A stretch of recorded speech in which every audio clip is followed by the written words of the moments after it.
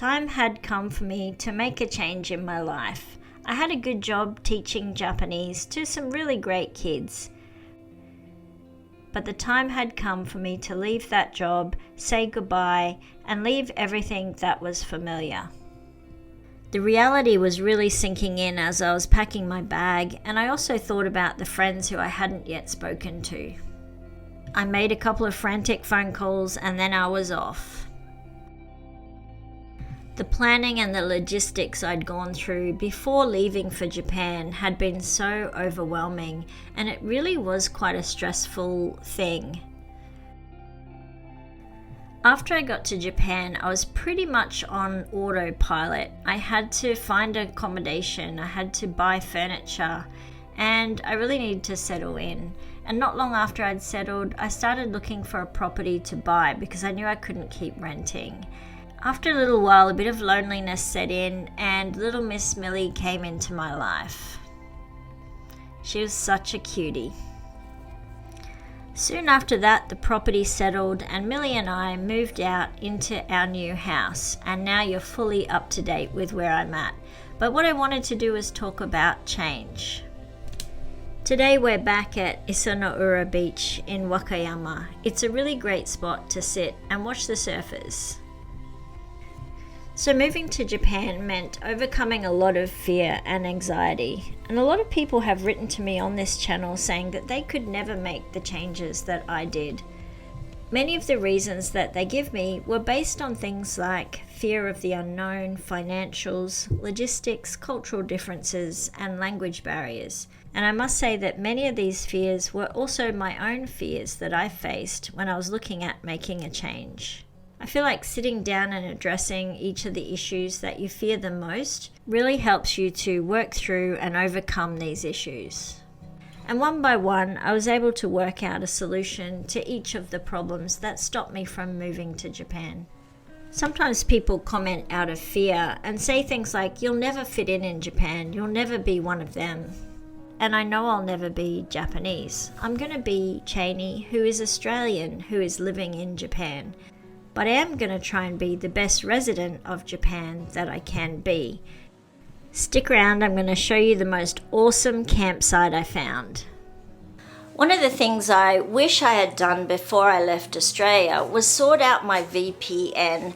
If I was to do it all over again, I'd probably connect to a VPN before I left Australia and get used to using that, so that when I arrived in Japan and I was hooking up to those free Wi-Fi's at the airport and cafe, I would have felt a little bit more secure in my web searching. Today's video partner is NordVPN. NordVPN is offering all my viewers a very special deal. You can go to this URL, nordvpn.com/Cheney. Every purchase of the 2-year plan will receive a bonus 4 months. There's also a 30-day money-back guarantee. I mentioned earlier that I was a bit nervous about using Wi-Fi at cafes and things, and this is called a man-in-the-middle attack.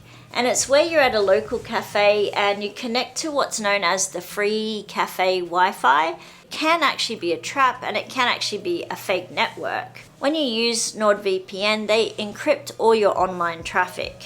That keeps those naughty man-in-the-middle attackers away. As you know, I'm Australian and we love our rugby league in Australia, and thankfully with NordVPN, I was able to watch the State of Origin first game, Go Queenslander. Without NordVPN, this would have been geo-blocked. So if you want to check out this awesome deal that NordVPN is offering all my viewers, go to nordvpn.com/Cheney. Every purchase of the 2-year plan will receive a bonus 4 months. Many years ago, I read a book called Who Moved My Cheese?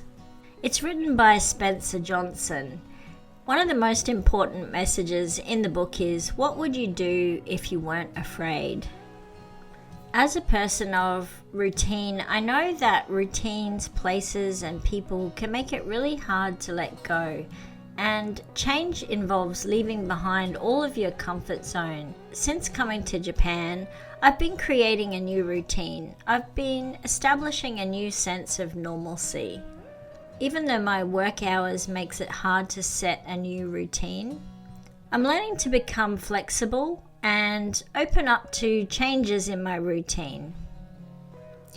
Setting realistic expectations is really important, and it's all about understanding that adjusting to a new environment will take time. You have to be patient and self-compassionate during this adaptation phase. At the moment, I'm celebrating the small wins. I'm celebrating the small achievements, such as finding a job, making new Japanese friends, learning a new phrase in Japanese that I didn't know before, navigating the roads without using Google Maps. All of these small victories are boosting my confidence and my motivation. My next big challenge and change is to go camping. And I'm doing what I always do, and that's research, planning, and preparation. Today is a big part of developing my positive mindset towards change. I'm doing the groundwork and the research that I need to overcome this challenge and to understand what's required when I go camping.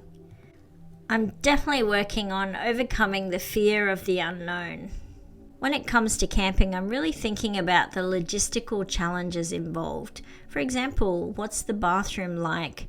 Where do you shower? Can you have a fire? How do you cook your meal? Where's Millie gonna be? All of these things are weighing on my mind. I found a local who had been camping overnight, so I had a few questions to ask him as part of my research. すみません。ちょっと聞いていいですか？どうやってサイト予約するんですか？ここの上のホテル。上にホテルありますよね。そうそうそう。ああ、じゃあここに誰もいなくて。あとね、土曜日、はい。土曜日は行ってます。行ってる。土曜日、日曜日はもう予約でいっぱい。あ、そうなんだ。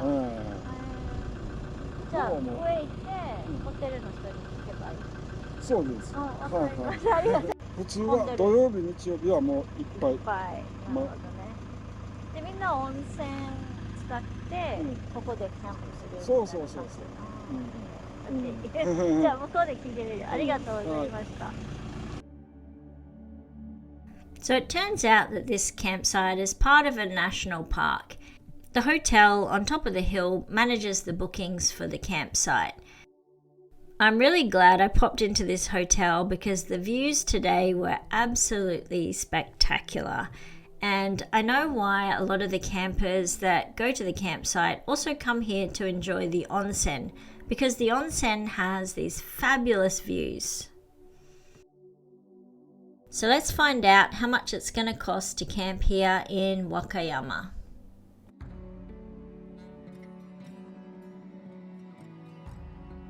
すみません。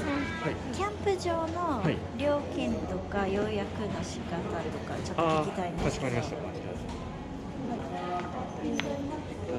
料金が泊まる場合は1人が管理費600円とで、サイト1つにつき4000円で、温泉も入ってるんですか？そうですね、温泉がまた別料金で1人1000円1000円。わかりました。で、予約の仕方はネットですか？ネットネットか、それからお電話、土曜日とかやっぱりその夏休みとかは結構噛み合いますね。で、予約するとき、サイト番号とか欲しい番号言ったらいいですか？希望としてお伺いはできるんですけども、必ず抑えれるわけではないので、はい、わかりました。これもらっていいですか？大丈夫です。はい、ありがとう。ありがとうございます。The Camp Car Dream is edging ever closer. Thank you to every single one of you who like, subscribe, and support the channel in some way. It's really appreciated. If you're interested in overcoming the fear of speaking Japanese, join my Japanese beginners course. You can go to www.cheneyjapan.com. I am already so proud of the progress that the students have made so far. Keep going, guys. You're doing great. A little monster that's having to embrace change at the moment is Miss Millie Moo. With summer hot on our heels and Millie with such a thick fur coat, I'm worried about her water intake. So I heard that cats drink 30% more water when they have a water fountain. So I got this one from our local hardware store. It was on sale, it was really cheap, and I thought it might help her out a bit. So how's your journey going with change? Do you have any valuable insights you could share with others? Please leave them below in the comments. I'm really keen to know how you deal with change. Millie and I thank you very much for hanging around right to the end of the video, and I hope to talk to you again soon. See you later. Bye.